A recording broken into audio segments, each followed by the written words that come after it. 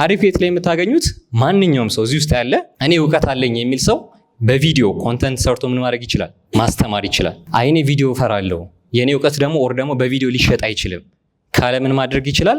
ፒዲኤፍ አዘጋጅቶ በፒዲኤፍ መልክ መሸጥ ይችላል ማለት ነው። ከዛ ውጪ ደግሞ መማር ስኪሌን ማሳደግ እፈልጋለሁ አሁን ካለኝ ስኪል ደግሞ መቀየር እፈልጋለሁ የሚል ሰው የሚፈልገውን ኮርስ መርጦ ምን ማድረግ ይችላል? በተመጣጣኝ ዋጋ ከፍሎ መማር ይችላል። እኔ እኮ ገንዘብ የለኝም ግን መማር እፈልጋለሁም ካለ ያ ሰው ኦፖርቹኒቲ መዘጋት የለበትም አይደለ? ብር ስለሌለው ወጣቶች ነን። እንደዛም በፍሪ መማር ይችላል፣ ፔድ መማር ይችላል። ቫልዩ ነው ከፍ የሚለው እንጂ ብር ስለሌለው አንድ ሰው እውቀት መከልከል ስለሌለበት ማለት ነው። ወደ ፍሪላንሲንጉ ሰመጣላችሁ ደግሞ አንድ ግለሰብ ዩቲዩበር ሊሆን ይችላል፣ ኦር የራሱ ድርጅት ሊሆን ይችላል፣ ተቋም ሊሆን ይችላል። ማሰራት የሚፈልገው ነገር ካለ ግዴታ ቢሮ ተከራይቶ ወንበር ደርድሮ ምናምን ማሰራት አይጠበቅበትም ማለት ነው። ጀማሪ ከሆናችሁ ስታርታፕ ከሆናችሁ ምን ማድረግ ትችላላችሁ? አሪፍ ጌት ላይ ገብታችሁ ራሳችሁን ድርጅታችሁን አስመዝግባችሁ ስራ ፖስት ማድረግ ትችላላችሁ።